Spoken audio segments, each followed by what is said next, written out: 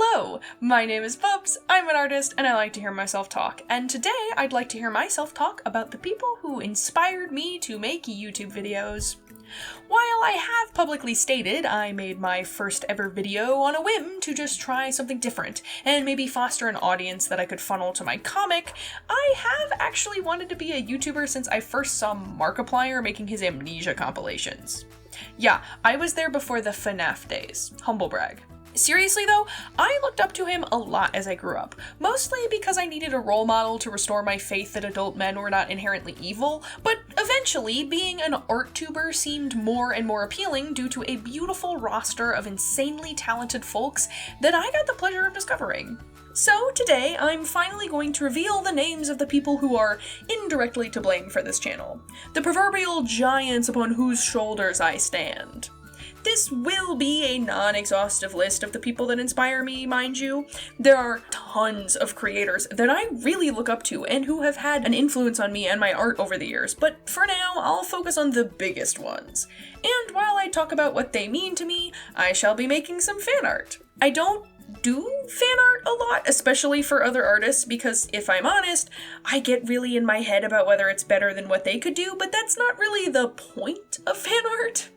I digress. I never expected to reach any sort of success with this channel, yet here we are, with literal tens of thousands of people tuning in. So I feel like it's a good time to say thank you to the people that made me feel like I could do this kind of thing in the first place. And hey, maybe they'll see this and we can all become best friends or something. Please? Just kidding. Unless... Anyways, if you want to watch me make some fan art for some cool-ass people and hear me talk about why I think they're cool-ass people, keep watching.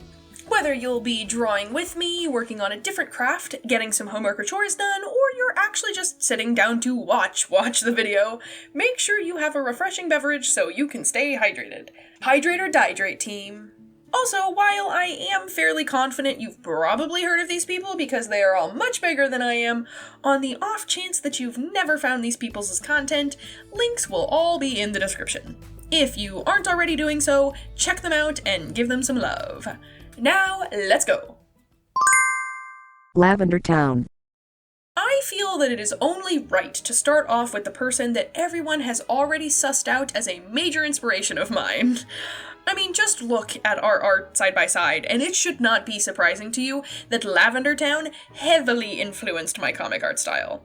Anyways, for those unaware, Lavendertowne is a fellow art YouTuber and comic illustrator, though she had a lot more formal education in the world of art than I did. She's been doing the whole YouTuber thing for quite a few years now, and in that time has amassed a large following and has published lots of helpful tutorials. When I was really first starting to develop as an artist, long before I committed any real thought and energy to comics, her Do This Not That series was insanely helpful to me. This series really helped me develop a better understanding of things like backgrounds, anatomy, clothing, hair, rendering, color picking, and so many other things that I was historically less than stellar at. Something about this series felt a lot more accessible than a lot of other art tutorials I found growing up. I feel like a lot of the times, artists I saw made tutorials explaining how to draw like them. They were focused on specific styles, like anime or realism, rather than general tips like the Do This Not That series. In the Lavendertowne series, she gives much more broad advice, while also still clearly explaining concepts behind the artistic choices she made, which made it really simple to translate and apply the advice to my own style. Also, before you try to tell me that my style does look like her style, my style is a spectrum. I'm only half joking. I have my super cartoony stuff, but I also have a more semi-realistic thing that's, believe it or not, my main style that I've been working to develop for over a decade. Nowadays, I also mix the things together depending on what I want the vibe to be. This cartoony stuff is a recent development in my timeline, so... Anyways, this accessibility is something I try really hard to mimic with my own stuff. If I give advice or tips, they should be specific on why and how, but they should still be general enough to allow the person taking it in to apply it in whichever way works best for them. It's the difference between teaching you how to draw like me and teaching you how to draw like you, only better. On top of that, Lavendertowne also just heavily influenced me to make comics at all. Like, seeing a person, not a big studio with a budget and a team of writers and illustrators and editors and stuff, just one person independently make a comic was super inspiring. And sure, I've seen lots of independent comics besides Unfamiliar before, and loved lots of them, but I probably would not have pursued comics if I didn't get to see the person behind one talk about the process and show off parts of it. This one individual person didn't necessarily make it look easy, but simply look possible for my starry-eyed self to pursue. It's what made me pick comics back up, which pushed me to take a class about it to get better, and what earned me a lot of great people in my life as a result. So, if you like my stuff, especially my comics, you have her to thank, at least in part. To get a bit sappy on a personal level, it was really important to find a person on the internet that I really related to. Like, back when I still thought I was straight and cis, it was really hard for me to find other people around me that I really related to. I didn't fit in with a lot of the girls I grew up with because they were either super girly girls or sporty tomboys, and people would have labeled me a tomboy had it not been for my detestation of sports and my love of musical theater. It got a little better in high school, but then I figured out I wasn't straight, and it turns out most of my high school friend group was super homophobic, but I'm off track. My point is, to me, Lavendertowne got it. She liked art and video games and cartoons and music and creepy internet stories. She drew the things that I wanted to draw. She talked about the things that I wanted to talk about, and she just made me feel seen at a time where I really needed that, and so that's really cool. To Lavendertowne, on the off chance that you see this, you have inspired me, both as a child and still now as an adult, to chase after self-improvement and self-fulfillment even when things get difficult. You have fostered a love and passion for art in me, and I will be grateful for that forever, probably. I hope you know that you make a difference with your content, even if you never get to see it directly. Keep up the fantastic work, and, of course, thank you. Dollightful. Dollightful, another pretty lady with pretty pink hair, only this time the pretty lady makes a career out of butchering Monster High dolls and Frankensteining their bodies back together in a horrific display of dominance. Or, you know, she's a doll customizer. However you want to say it, you do you. Now, you might know of Dollightful already, or maybe you don't but still heard that description, and you may be wondering what doll customization has to do with me, because I am not a doll customizer. Well, dear viewer, it has just about everything to do with me. I am a self-proclaimed character design fiend. It is my favorite part of the entire artistic process, and I make stories so that I can justify making characters to fit them, which is why I have about 20 half-cooked story concepts rattling around in my brain at any given time. What Dollightful does is character design, just with a different medium from me. She still sketches a bunch, tries out different ideas for hair and clothing, tests a bunch of color palettes, all to help her plan the actual doll. Frankly, she's an insanely talented illustrator, completely separate from the doll thing. Like, her artwork is just good, and I'm always so happy to see it when she shows it off in her videos. In terms of what I've actually gained from watching her content, aside from general inspiration and entertainment, she really opened up my mind in terms of fashion. In high school, when I started watching her, most of the quote-unquote fashion I was wearing was one of two things: my school uniform, which I hated, or a hoodie and jeans. I had yet to experiment much and really find out what I liked to wear, partially because I was wearing a school uniform so often, and partially because I was just generally super uncomfortable with my body because I had a bad relationship with it. I hated how undeniably feminine my figure was, and all I wanted to do was cover up as much of it as humanly possible. I've figured stuff out now and learned to embrace my figure, but that comes with an understanding that my body and the perception others have of it does not define my entire existence. When I was a teenager, I hadn't figured that part out yet. As such, I didn't pay much attention to my own fashion, and therefore I didn't pay much attention to that of my characters. Dollightful, though, creates a lot of dolls with a lot of different aesthetics, so not only was I introduced to a ton of new styles of clothing, but I was introduced to them in a unique way that was creatively stimulating. As I said, I didn't really care about fashion at the time, so looking at Pinterest boards or references was not something that interested me. This doll customizing thing, though, that interested me. It's weird and different, and seeing her creations, I wanted to push myself and try new things, and I did. Finally, my characters weren't condemned to wearing the same t-shirt and pants combination. Fashion is now very important to me, and while I take less inspiration directly from Dollightful now in that department as from my own brain, I still can't deny how she basically catalyzed my fashion journey, unlocking a whole world for me in my art as well as my real life. More than that, though, one thing that Dollightful really helped me learn was the idea of trust the process. That phrase is something most artists say, and it was something that high schooler me really hated to hear. I was even more impatient and anxious then than I am now, so the advice of, "Oh, trust the process," just sounded very empty and frankly condescending. I don't want to trust the process. I wanted to stop looking ugly and start looking good. Now, chop chop! It didn't help that half the time when I would hear that phrase in a video, I would be looking at the piece they were working on, and brother, there were no ugly phases. Or, at the very least, no ugly phases that were nearly as ugly as mine. Like, yeah, easy for you to say trust the process, it already looks good!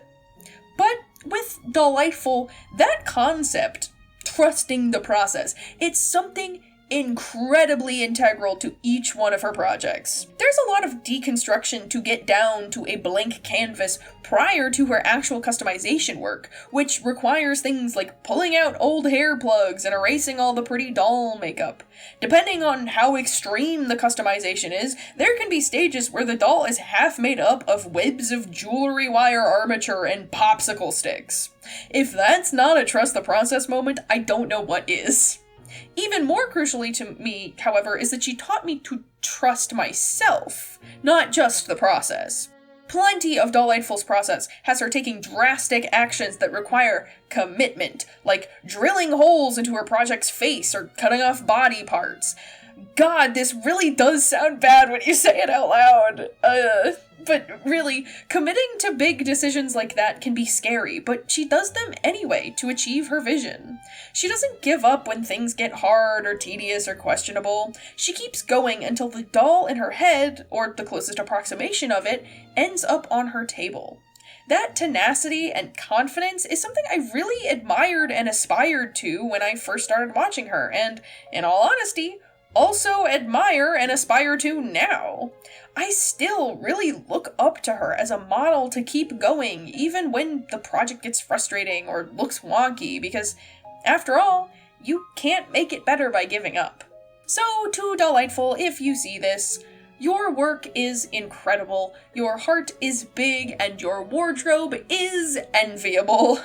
You fostered my love of fashion and nourished my love of character design, and without you, I would not be the artist I am today. Even if your content is different from mine, I still look up to you and strive to be a better creator now every day because of you. I hope you and your family are well, and, of course, thank you. Emma Artley. I have to be honest, Emma here is a much newer addition to this lineup of great creators compared to staples of my art journey like Lavendertowne, but that doesn't make her any less of an inspiration to me. I found her relatively near to the launch of my channel, and her ideas, art, and ways of delivering commentary gave me a pretty clear idea for the kind of YouTuber I want to be. Not in a I want to be her sort of way. I'm not trying to take her skin and parade around in it, that would just be inappropriate. What I more mean is that she talks about the things that I want to talk about, mainly being not just art.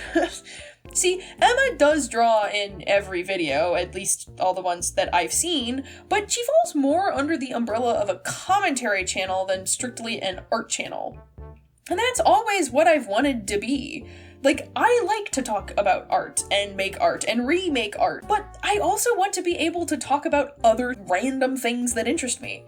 Maybe through an artistic lens, of course, since I have a bias there, but seeing a person find success in throwing in a video about Tumblr shenanigans or FNAF lore or My Little Pony creepypastas here and there is super motivating to me. It is an inside joke among my inner circle that one day I will make a 2-hour-long deep dive video essay of Sophia the First's main villain, and it will be my magnum opus, and Emma gives me hope that I can make my dreams come true. It's beautiful. She is also just amazing at doing what she does and makes me want to push myself. Like, her art, first of all, is just delicious. I finally know what you guys are talking about when you say that my art is tasty. This is just a feast for the eyes, her art, and I love it. Plus, the choices she makes when designing characters are always the right ones, if you ask me. It's just a delight to watch her put a character together in a way that I would have wanted, but better. Her videos themselves also just ooze a personality of their own from top to bottom. All of her videos have this very specific visual aesthetic to them, which she even changes up from time to time to suit a specific topic. A great example is a recent video she made about Webkins, which was very fun and nostalgic video for me as a kid who grew up playing Webkins. In this video, she framed the speed paint she did commentary over with a UI window that mimicked the game, complete with a Webkins-fied Emma in the corner to doodle the whole time. Her hunger meter actually depletes until a cute little animation shows her getting fed and then the hunger bar goes back up again. This little attention to detail is not necessary, but is so appreciated, and it makes me want to do better and polish my own stuff more. Emma here also did the service of reminding me that Bride of Discord was something that existed and that I was obsessed with it growing up. What a legend. There is something to be said about the draw of seeing someone about the same age as me with apparently some common childhood interests. I was also obsessed with My Little Pony and Webkins and creepypastas and all the overlaps that those things happen to have for some reason. I don't mind being challenged by the YouTube content I watch, but sometimes it's nice to indulge in a little bit of a comfort zone where the person is saying exactly what you want them to say. It's like her content was unintentionally designed just for me. Now to Emma Artley, if you have watched this. Even though I'm not a longtime fan of yours quite yet, I'm a big-time fan. Your art is charming, fun, and engaging, and you are clearly a very talented individual. A standout as well. You bring a very unique flavor to the online art space, and it makes me excited to share a platform with you. I hope you keep making content, because you really have a knack for it, and, of course, thank you. Quazies. For those who have unfortunately not found this artist yet, Quazies is a talented animator well known for their TF2 fan series, the Pootis series, and is the reason that a joyful Robin watches me sleep. He's staring at me now, in fact. It's like only kind of disconcerting. I found them near to the time I started to develop my comic art style, and certain aspects of their style really stuck out to me and informed my own choices, such as the angularity on some of their characters, the way they chose to place fabric folds, the simplicity of certain shapes, stuff like that. Sure, there's a lot of easily viewed inspiration from Lavendertowne style in my art, but I think that it's easily seen with Quazies as well. From some angles, maybe. Their expert usage of a consistent color palette also helped convince me to commit to one. I love how their environments and characters are able to differ wildly but still match with everything in large part due to the color choices. And I knew that's the kind of impression I wanted my comics to have, and now I love the limiting factor of a color palette and do it all the time, so Quazies is kind of awesome for that, basically. Stepping away from just my adoration of their actual art style, I think that something that Quazies does a fantastic job of is visual storytelling. I know Quazies primarily through their Pootis series, as it was the first thing I saw of theirs. Actually, my younger sibling introduced me to it after they introduced me to TF2 itself. We became fans together. But anyways, aside from the Pootis series being surprisingly wholesome content for this world I had just fallen in love with, I was immediately impressed by how Quazies was able to tell a story largely without dialogue. I was immediately impressed by how Quazies was able to tell a story without dialogue. There's sound effects, sure, and plenty of moments where words are written down to get an idea across, but the vast majority of the story is told only by the visuals. Perhaps it's not the most deep and lore-intensive story out there, and plenty of it hinges on a pre-existing understanding of the TF2 cast, concept, and fan culture, but that doesn't make it any less difficult of a thing to make work. Plus, when you make fan content, it's expected that the consumers of said content already have an understanding of the original work, so that second note literally does not matter, don't at me. I don't know, it's just always something applause-worthy when someone is able to take such good advantage of the visual medium. And it's also applause-worthy when someone manages to convince me to understand a ship I previously did not understand. Can't wait for everyone to try and determine which ship I didn't like and then realized was cute due to the series. There's not a lot of options, but I wonder if my preferences are that easy to detect yet.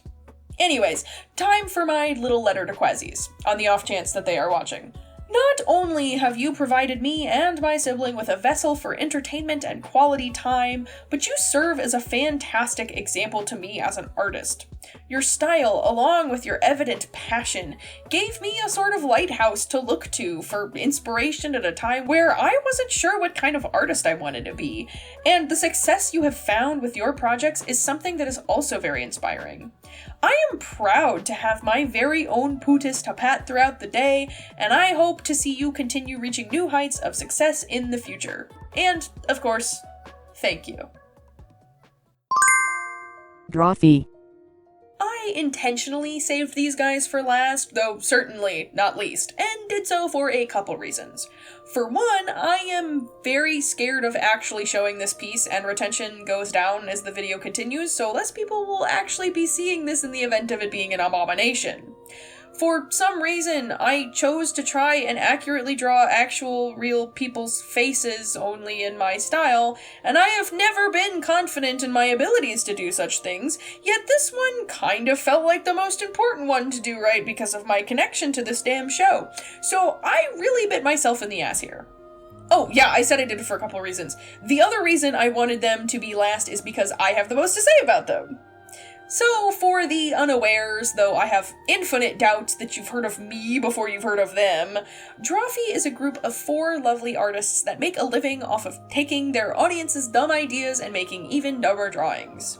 It's a bit of a false narrative, however, as many of the ideas are great and many of the drawings are spectacular. Their dumb drawings made me want to make my own dumb drawings on many occasions because of how inspired I was. Fun fact, Drawfee's kind of the only one on this roster that I've ever made fan art for before, including fan art that was actually acknowledged by them, which made me cry. I don't remember if I cried because of panic or because of joy, or both, but I do remember crying. I'm a sensitive little bean. Anyway, I could go for hours just talking about what I love about Drawfee from a content perspective, but I will shear it down to the highlights. Firstly, there is something really unique about the fact that they have 4 artists, all with very distinct styles and backgrounds from one another. It's really fun and interesting to be able to see how such different people handle one single idea or prompt, and the fact that they have such good rapport with each other is also great. Like, you really get the impression that they all genuinely care about each other, and that is always a positive in my book. It's just really inspiring as a person who loves the idea of collaborating with other artists. Second, I love that their content has so much variety. Like, if you aren't in love with one of their video ideas, that's okay, because the next week will probably be totally different.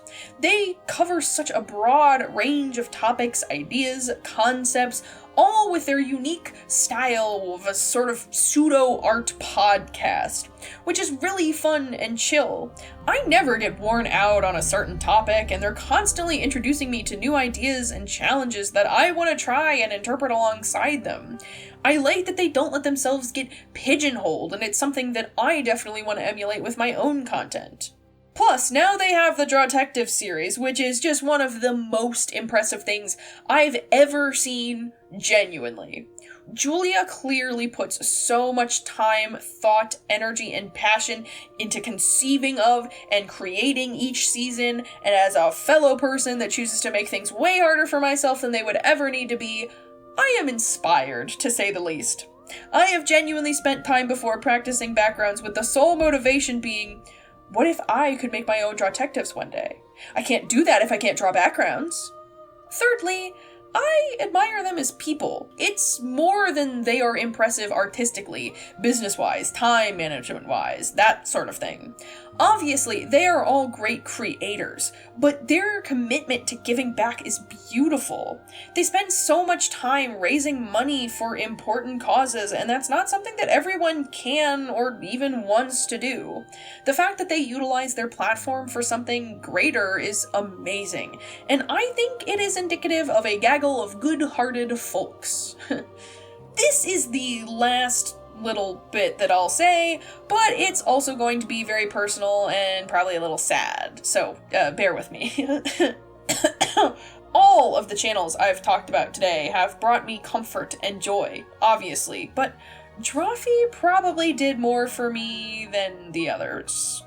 See, I watched them ages ago when they were still part of College Humor, but I didn't start watching consistently until they relaunched in 2020, and that was for a very specific reason.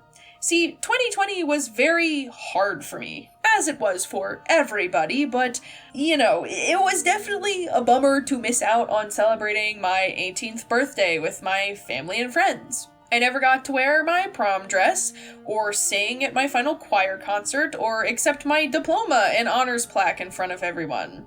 I graduated with no ceremony after 2 months of online classes, and then that was it.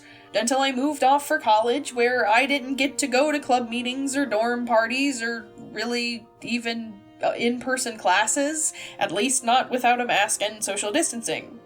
All these things that were promised to me, these once-in-a-lifetime experiences that I had been looking forward to for such a long time, were just not delivered.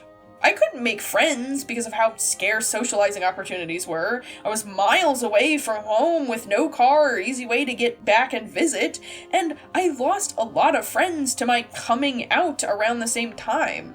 I was alone. A lot.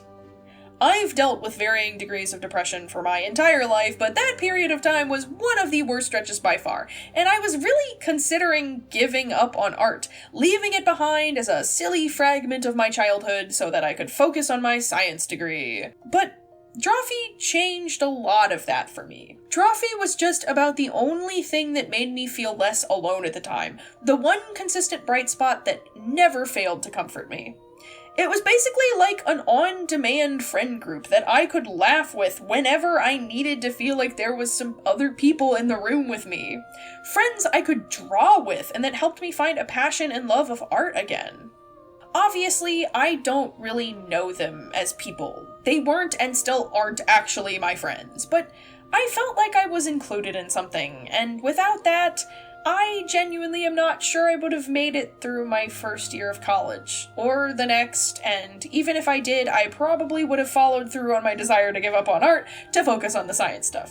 So, Nathan, Jacob, Karina, and Julia, in case you are watching, your content gave me laughter and joy when I needed it the most. I know that it can sometimes come across a bit awkward or parasocial when people say this, but I mean it when I say you all kinda saved my life.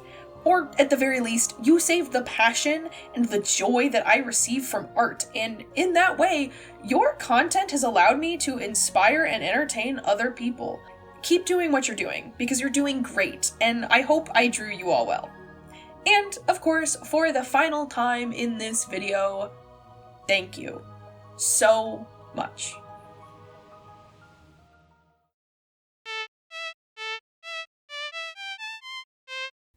Hey, I actually have one more piece of fan art to show you all, but it's something that another person did for me. Yay!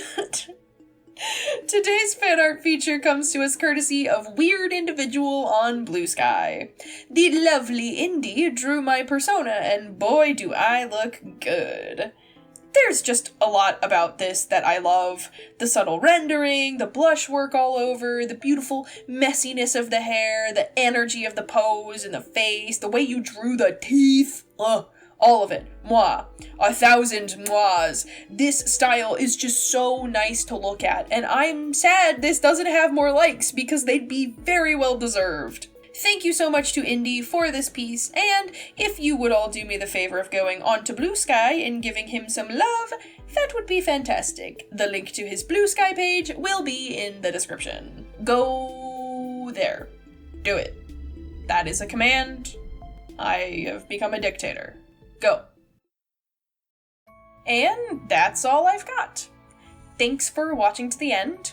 I have no real idea what to say for this outro section other than to urge you all to check out the creators I talked about today if you haven't already, and that goes for the fan art feature.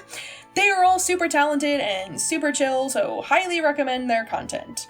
Regardless of whether these individuals see my humble form among the vast sea of their fan bases, I'm just glad I actually drew them fan art because, as I said at the start, I get nervous about doing fan art.